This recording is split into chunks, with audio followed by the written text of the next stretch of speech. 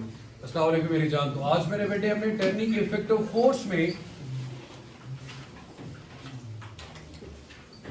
Chapter number 4 में बहुत ही important long question या शॉर्ट क्वेश्चन दोनों में किसी एक वजह से इस चैप्टर में से इस टॉपिक में या तो एमसीक्यूज पूछा जाएगा या शॉर्ट क्वेश्चन पूछा जाएगा या फिर लॉन्ग क्वेश्चन पूछा जाएगा। मतलब आप ये बात कह सकते हैं कि इस चैप्टर में से इस टॉपिक में से बोर्ड के पेपर में से क्वेश्चन जरूर आता है। मेरी जान, लफ्ज लिखा हुआ है इक्विलिब्रियम, तो 9th क्लास के लिहाज से बहुत सादा लफ्जों में बात करूंगा। सादा लफ्जों में बात ये करूंगा कि आपने इस पूरे टॉपिक में एक चीज ऑब्जर्व करनी है कि ऑब्जेक्ट का एक्सेलरेशन अगर जीरो है, ऑब्जेक्ट का एक्सेलरेशन अगर जीरो है तो ऑब्जेक्ट किस स्टेट में होगा? इक्विलिब्रियम में।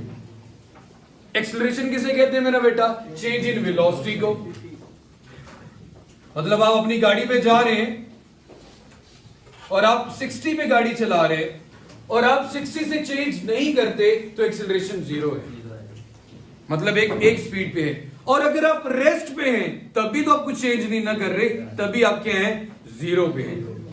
अगर आप 60 से 30 आ रहे हो तब भी एक्सेलरेशन है, 60 से 90 की तरफ जा रहे हो तब भी एक्सेलरेशन है। सीधी सी बात है, इमरान खान साहब वाली अगर तब्दीली है तो एक्सेलरेशन है और अगर तब्दीली नहीं है तो एक्सेलरेशन भी नहीं है। इसका मतलब है ऑब्जेक्ट में एक्सेलरेशन जीरो दो स्टेट में होगा, या तो ऑब्जेक्ट रेस्ट में है या फिर ऑब्जेक्ट मूव कर रहा है तो कांस्टेंट स्पीड के साथ मूव कर रहे हैं। ऑब्जेक्ट मूव कर रहे हैं तो कांस्टेंट स्पीड के साथ मूव कर रहे हैं। ऐसा कुछ आपने कब पॉसिबल हो सकता है? जब ऑब्जेक्ट पे लगने वाली तमाम फोर्सेस का इफेक्ट क्या हो जाए? जीरो हो जाए।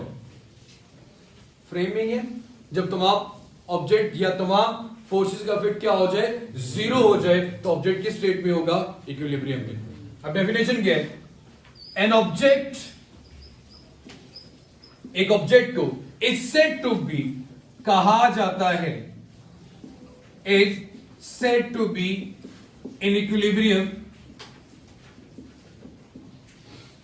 if no net force acts on it।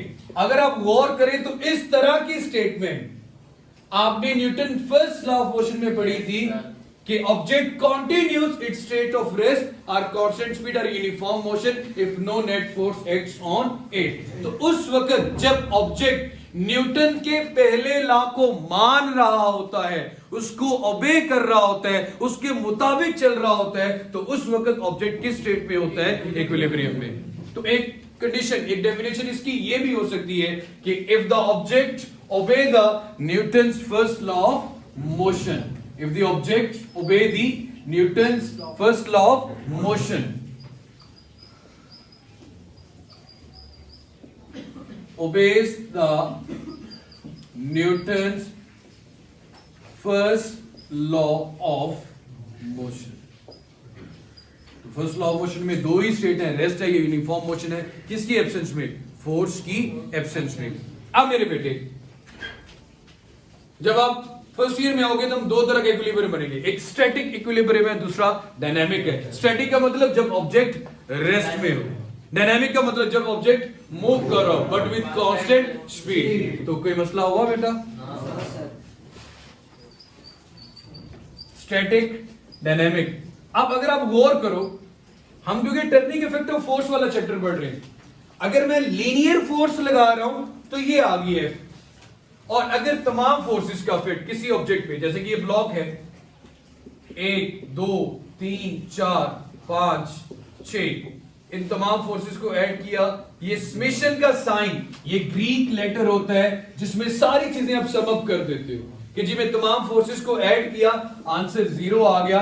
इसे फर्स्ट कंडीशन ऑफ इक्विलिब्रियम भी कहते हैं। क्या नाम देते हैं मेरा बेटा इसको? First condition of equilibrium. आपकी बुक में कंडीशंस भी हैं और टाइप्स भी हैं।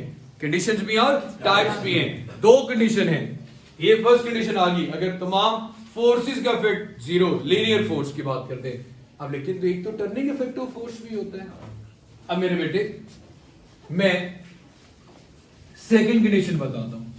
देखो आपने लीनियर फोर्स का तो इफेक्ट जीरो कर दिया और कह दिया कि ऑब्जेक्ट किस में है, इक्विलिब्रियम में। दूसरा आपके पास क्या होता है, टर्निंग इफेक्ट ऑफ फोर्स, उसे क्या कहते हैं, टॉर्क। अब मेरे बच्चे अगर ऑब्जेक्ट में टर्निंग इफेक्ट का इफेक्ट भी जीरो हो, मतलब टॉर्क भी जो प्रोड्यूस हो रहा है वो भी किसी किस्म का एक्सेलरेशन, एंगुलर एक्सेलरेशन पैदा ना करे, तब भी ऑब्जेक्ट किस में होगा, इक्विलिब्रियम में। इस केस में क्या होगा, ऑब्जेक्ट सर्कुलर पाथ में मूव करेगा, या तो क्लॉकवाइज या फिर एंटी क्लॉकवाइज। यहां भी दो तरह के इक्विलिब्रियम है, एक स्टैटिक, दूसरा डायनामिक। अगर सर्कुलर पाथ में ऑब्जेक्ट मूव कर ही नहीं रहा तो उसमें कोई रोटेशन ही नहीं है, कोई रोटेशन नहीं है तो किसी किस्म का कोई टॉर्क नहीं है, तो ऑब्जेक्ट किस में होगा मेरा बेटा, स्टैटिक इक्विलिब्रियम में। किस में होगा, स्टैटिक इक्विलिब्रियम में। और अगर ऑब्जेक्ट मूव कर रहे हैं but with constant velocity, constant angular velocity, तो किसी किस्म का कोई एक्सेलरेशन पैदा नहीं होगा, तो उस वक्त भी मेरा बेटा आपके पास किस इक्विलिब्रियम में आ गया,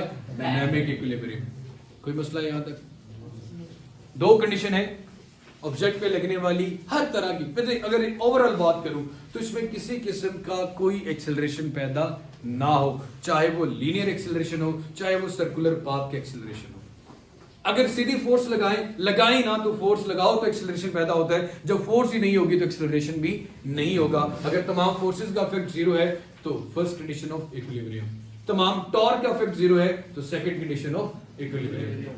अब आते हैं टाइप्स ऑफ इक्विलिब्रियम। ये कंडीशंस थी, अब क्या है, टाइप्स। टाइप्स में मेरे बच्चे बहुत आसान है, हम एग्जांपल ये करते हैं, जरा ध्यान से सुनना। आपके पास एक बाउल, एक प्याला है, जैसे वैसे भी अच्छे मेरा आता है। इस बॉल में एक बॉल पड़ी हुई है, आप इस बॉल को थोड़ा सा टिल्ट करते हो, कहां तक ले आते हो, ए तक। बॉल दोबारा फिर अपनी ओरिजिनल पोजीशन पे क्या आ जाएगा, वापस। अगर किसी ऑब्जेक्ट को स्लाइटली का मतलब होता है तमीज के साथ, हल्का सा टिल्ट करने से, उसकी पोजीशन से थोड़ा सा डिस्प्लेस करने से, अगर ऑब्जेक्ट दोबारा फिर वापस आ जाता है अपनी ओरिजिनल पोजीशन पे, तो इस इक्विलिब्रियम को क्या नाम देते हैं मेरा बेटा? टाइप्स ऑफ इक्विलिब्रियम निकाले बेटा। इसे कहते हैं स्टेबल इक्विलिब्रियम। क्या नाम देते हैं मेरा बेटा? स्टेबल, कि ऑब्जेक्ट दोबारा फिर अपनी ओरिजिनल पोजीशन को इसने अटेन कर लिया, अपनी ओरिजिनल पोजीशन को इसने अटेन कर लिया। अगर ऐसा नहीं होता, फर्ज करो मैं इस प्याले को अगर उल्टा इस तरह बना दूं, अब यहां पे ऑब्जेक्ट पड़ा हुआ है।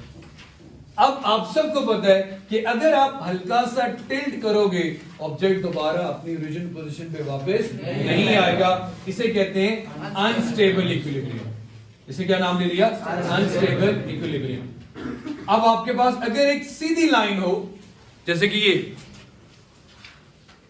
और यहां पे ऑब्जेक्ट ये पड़ा हुआ है, अब आप इसको हल्का सा टिल्ट करोगे तो भाईजान ना तो ये स्टेबल में है ना ये अनस्टेबल में है, ये हमेशा एक नई पोजीशन में चला जाएगा, न्यू पोजीशन। और इसका जो सेंटर है ना वो तो कभी नहीं चेंज होगा। इसे सेंटर ऑफ ग्रेविटी कहते हैं। क्या कहते हैं मेरा बेटा? Centre of gravity. जहां पे इस बॉडी का तमाम वेट वर्टिकली क्या कर रहा हो, डाउनवर्ड आ रहा हो, उसे क्या कहते हैं? Centre of gravity. एक स्फेरिकल बॉडी, स्फेरिकल शेप को जितना मर्जी चेंज करते जाओ तो उसका जो सेंटर वाला पॉइंट है वो कभी भी चेंज नहीं होगा। ऐसे इक्विलिब्रियम को क्या नाम देते हैं मेरा बेटा? Neutral equilibrium. अब मैं पूरे टॉपिक को दोबारा से समराइज कर देता हूं। What is an equilibrium? अगर ऑब्जेक्ट न्यूटन के फर्स्ट लॉ ऑफ मोशन को ओबे कर रहे हैं तो ऑब्जेक्ट किस स्टेट में है? इक्विलिब्रियम में। न्यूटन के फर्स्ट लॉ ऑफ मोशन को ओबे करना कि अगर उस ऑब्जेक्ट में तमाम फोर्सेस का इफेक्ट जीरो है तो उसमें एक्सेलरेशन भी जीरो होगा, तो ऑब्जेक्ट किस स्टेट में होगा? इक्विलिब्रियम में। इक्विलिब्रियम की दो टाइप्स हैं, सॉरी दो कंडीशंस हैं और तीन टाइप्स हैं।